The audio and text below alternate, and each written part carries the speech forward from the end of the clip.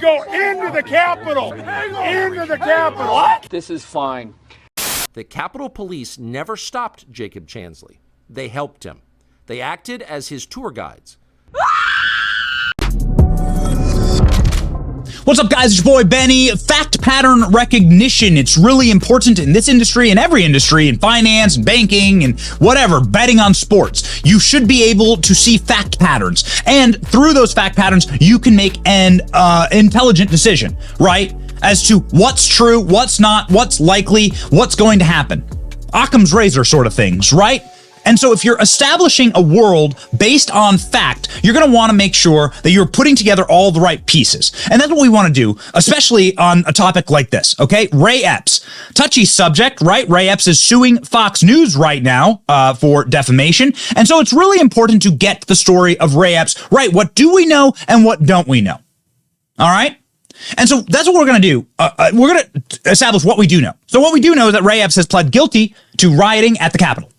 Now, many say that he was undercharged, right? And that many people that behaved far less, let's just say, aggressively on January 6th, they got much heavier and harsher penalties and charging, right?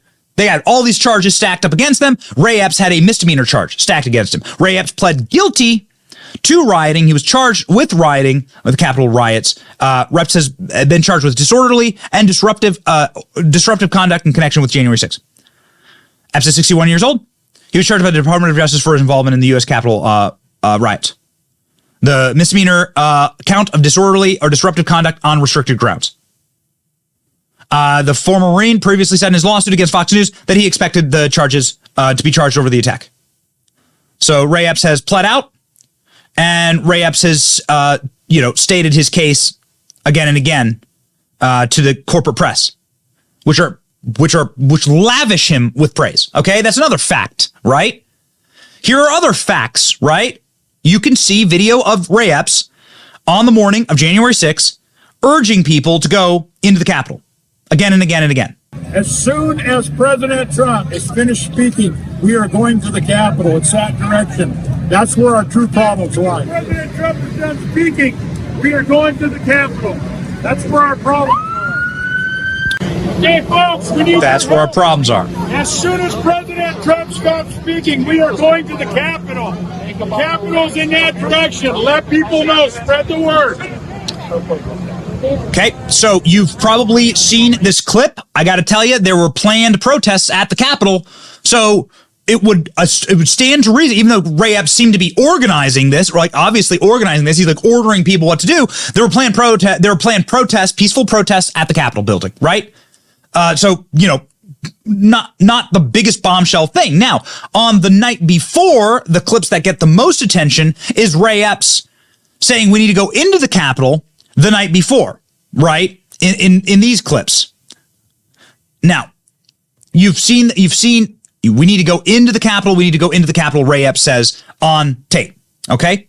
So that's what draws so much attention. However, there's something else. There's something else, which is pretty shocking, actually. Based on a new investigative report from Truth in Media, why was Ray Epps treated as a victim by the same people who condemned almost everyone else around him as a threat? This is Laura Logan. She did a deep dive into Ray Epps, and there's one particular clip that is going bananas because we've never seen this. It's a brand new clip of Ray Epps. It's a brand new clip, and it's something that we've never seen, and I think it sheds shocking light on premeditation, right? Narrative premeditation and action premeditation. And there's no other way to look at it. I'll let you watch it for yourself and interpret for yourself. Check this out from Laura Logan in her new documentary. You're my neighbor. Then he leaned in and whispered something he apparently did not want to say out loud. Well, we're not here to fight, man. We're here to So we're not here to fight, man. We're here to storm the Capitol. Did I hear that right? I'm not kidding. We're here to storm the Capitol. Hell yeah. All right, have a good night. Be safe. Be safe, brother. That one moment changed what we knew about Ray Epps that night, when he whispered "storm the Capitol" before it had happened, and echoed the official narrative before it was broadcast across the nation. Of supporters of President Trump stormed the U.S. Capitol building. Thousands storming the Capitol. This mob that stormed the Capitol. Stormed the Capitol. Stormed the Capitol. Stormed the Capitol. Stormed the U.S. Capitol building. Stormed the United States Capitol. He ran it through forensic software that technical investigators use for analyzing audio and video to make sure we heard correctly and it had not been altered. I'm not kidding. We're here to storm the Capitol. Hell yeah. All right, have a good night. Be safe. And searched through hours of footage, countless news stories, Epps' FBI case documents, and his deposition before the January 6th committee to see if it had been discussed. With the exception of one writer we found on Substack, it hadn't. So Ray Epps saying, we're here to storm the Capitol. It's what the man says on camera. I mean, he leans in and whispers it. And then he says, I'm not kidding. We're not here to fight. As far as I can see from the transcript, we're not here to fight. See, we're not here to fight. We're here to storm the Capitol. Really strange. But then also, of course, that becomes the narrative then, as it pushes forward. It is enough to make you ask a lot of questions. Now, another established fact, and really important established fact, is that there were an enormous number of undercover agents at the United States Capitol. Okay? We have the body camera footage of these guys, right? So now the body camera footage is effectively is now released in these court filings. People are actually getting off. They're being found not guilty because of footage like this. Help them up. Help them up. Help them up. Go, go, go. Push them up. So these are undercover officers encouraging encouraging illegal behavior, right? Trespassing on the grounds of the U.S. Capitol. A lot of people are getting hit with trespassing charges. Trespassing on the grounds of the U.S. Capitol. So, like, here's an officer that is encouraging somebody to do that. Here's another incredible piece of footage of a bunch of officers. Investigation. Ask disrespectfully. Is anyone left? Yes, we're all police. Here, uniformed. Law enforcement. Show me your credentials. Here, uniformed cops talking with a bunch of undercover cops who whip out their undercover credentials. Appreciate it. What? I mean, so you just have to assume, like, this is weird. Like, this place was crawling with undercover cops and crawling with undercover agents. And that's what you've gotten, actually, in congressional testimony when it's been asked, how many undercover confidential human sources did the FBI or law enforcement have? The FBI can't answer. Human sources. Did the FBI have confidential human sources embedded within the January 6th protesters on January 6th of 2021? Well, Congressman, as I'm sure you can appreciate, I have to be very careful about what I can say about when. Even now, because that's what you told us 2 years ago. May I finish? About when we do and do not, and where we have and have not used confidential human sources. Christopher Wray. But to the extent that there's a suggestion, for example, that the FBI's confidential human sources or FBI employees in some way instigated or orchestrated January 6th, that's categorically false. Did you have confidential human sources dressed as Trump supporters inside the Capitol on January the 6th prior to the doors being open? Again, I had to be very careful. It should be a no. Should be a no. Did you not tell the American people you can't no? tell anyone. We did not have confidential human sources dressed as Trump supporters positioned inside the Capitol. Gentleman's time has expired. You should not read anything into my... What Clay Higgins is getting at there is you had people pre-stationed inside the Capitol LARPing as Trump supporters as though you knew this was going to happen. And of course, we have the footage. This is the body cam footage. This has been reviewed by the court and has been played in trials. You have the footage of law enforcement officers behaving criminally, encouraging criminal behavior. This is demonstrable, right? This is empirical. You can see it for yourself. Don't believe me? You can watch it for yourself. We play it often. You can see it. They're encouraging illegal behavior. This is called entrapment, right? So what's to be made of this new Ray Epps footage? We're here to storm the Capitol. I mean, dude, at the very least, that's premeditation. Like, at the very least, this is empirical evidence that the storming of the Capitol, however that manifested, was premeditated. Right? I mean, moments before, Ray Epps is on camera saying we need to go into the Capitol. That's also on tape. So that's why people simply ask questions, right? Like, that's what we must do in order to ascertain the truth, is ask questions. And you can see time after time, again after again, like, we need to go into the Capitol, right? This has been played a gajillion times. Everyone around him goes, no! I mean, are you allowed to repeat the man's words? Is that defamatory to simply repeat his words? You know, and at some point, somebody needs to ask somebody's going to have to ask some really hard questions, right? So here's the thing that I found particularly shocking when I was researching this piece and researching this topic. You know, I looked up Ray Epps charged, right? Because I wanted to go get the story about him being charged. Okay, I wanted to be able to read the facts about Ray Epps getting charged. Okay, but here's what I find just utterly shocking. Here's where the pattern recognition comes in, which is so strange because you don't see this anywhere else. All right, so am I allowed to notice these things? Every single corporate news headline is the exact same headline, framed to be the most generous and flattering of Epps. Show me anyone that gets that kind of treatment from the corporate press, like including Joe Biden, including Trump, including, I don't know, Rashida Tlaib, AOC, maybe? Look at this. This is unbelievable. NBC News. January 6th riot, Ray Epps, who was subject of conspiracy theory. Ray Epps, man at the center of right-wing January 6th conspiracy theory. CBS News. New York Times. Ray Epps, target of conspiracy theory. Target? Well, I mean, that makes him the victim, right, of a bad thing. Ray Epps, ex-Marine, targeted in January 6th conspiracy theory. What is it required to write that before writing that he pleads guilty to criminal behavior? ABC News, former Oath Keeper, Ray Epps, target of January 6th conspiracy theory. BBC, we're going international here. Ray Epps, target of Capitol riot conspiracy theories. Are you not allowed to write his name without saying that he's the victim of this? Right? I'm the subject of many conspiracy. Everyone's the subject of conspiracy theory. Find me anyone that has any type of notoriety, even remotely. Tim Pool, Crowder, Ben Shapiro, whatever. Charlie Kirk, everyone with any type of like even remote notable name ID is the subject in some dark recess or some not so dark recesses of wild conspiracy theory. How about Candace Owens?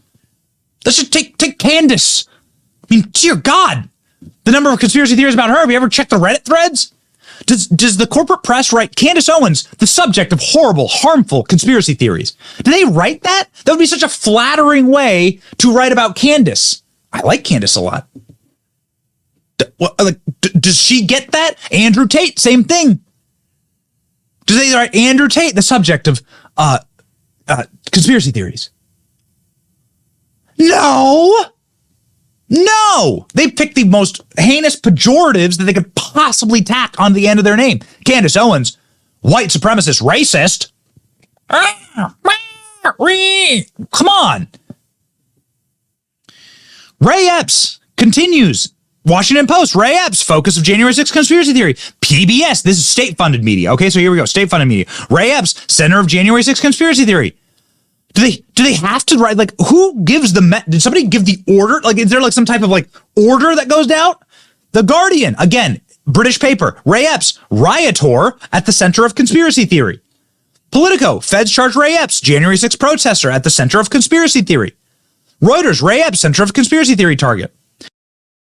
Focus of January 6th conspiracy theories charged. Voice of America, another government fund. This should be illegal, but this is government funded media. Ray Epps, center of January 6th conspiracy theory. Forbes, Ray Epps charged after conspiracy theory. Slate, I'm getting exhausted. Axios, DOJ charges Trump supporter at the center of January 6th conspiracy theory. I'm getting tired. Dude, I've worked in journalism for a long time. I've never in my life seen anything like this, where they all write the exact same headline. Now, what is it? Is it a dig at Fox? Because Fox is being sued over this? What is it? I don't understand it. I don't get it, man. I don't get it. I don't know. Julie Kelly went through the lawsuit. Epps is suing Fox, claiming he was an FBI undercover agent. That leaves out a lot of wiggle room for his suspected role, says Julie Kelly. We saw this yesterday. So this is what Julie Kelly says here. This is interesting. I have to look in previous interviews and monologues about Ray Epps. There's a notable qualifier according to the lawsuit. Fox did not falsely assert that Epps was an informant for a federal agency. Instead, Fox falsely asserted Epps was a federal agent who was encouraging and inciting others to engage in unlawful activities, and not in any unlawful activity, but rather to engage in an attack on the United States Capitol and democracy itself. Dude, what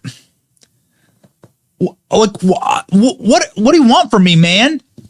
The video exists. Is this him or not? Is this not Ray Epps? Is this not Ray Epps? The dude said, "We're here to storm the Capitol. We're not here to fight, man. We're here to storm the Capitol." What could you possibly mean by that? I would love to hear the answer.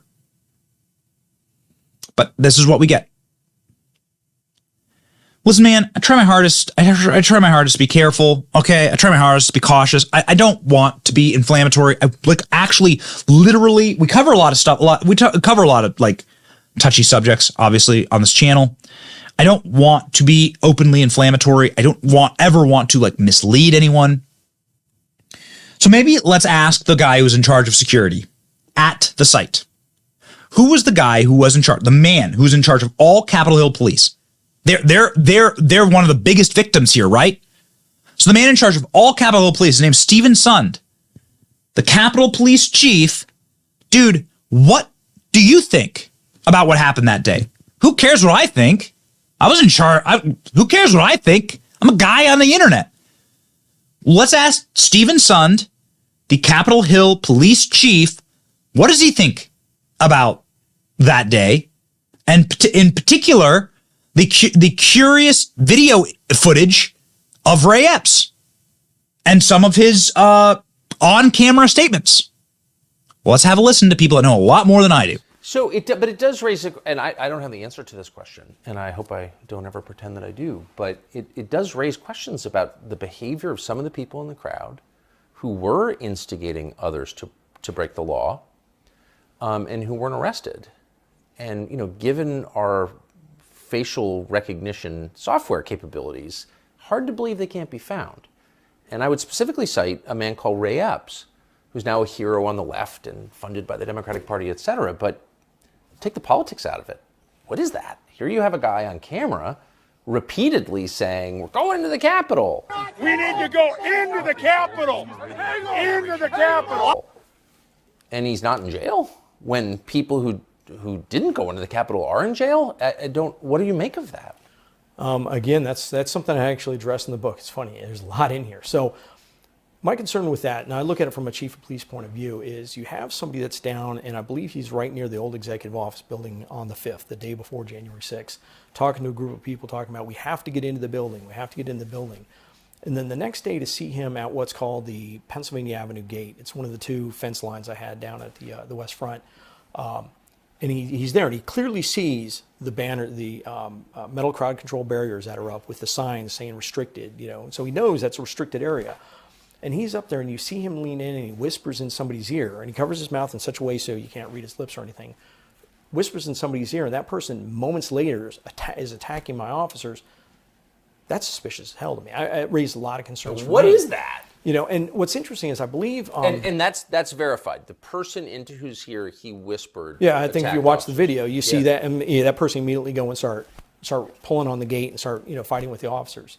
And what's interesting is when, I believe he went on 60 Minutes. And on 60 Minutes, what he said was he went up to the officer and he told that officer, these officers are on our side. Don't hurt these officers. I believe that was pretty much not verbatim. But don't hurt these officers. They're on our side. Don't hurt these officers. Well, if that's the case, why would you cover your mouth and not yell it to everybody? Because it didn't seem like that protester was the only one that was possibly going to be hurting the officers. You had a whole bunch of people next to him. Why wouldn't you tell it to the whole group? I don't know. I know that Epps is being encouraged by partisan Democrats to sue people who raise these questions, but they're fair questions, and I'm going to raise them anyway. How, given that tape, could the January 6th committee defend Ray Epps, which they did? Doesn't make any sense to me. Yeah, I'm having trouble answering that one. I don't know. Interesting.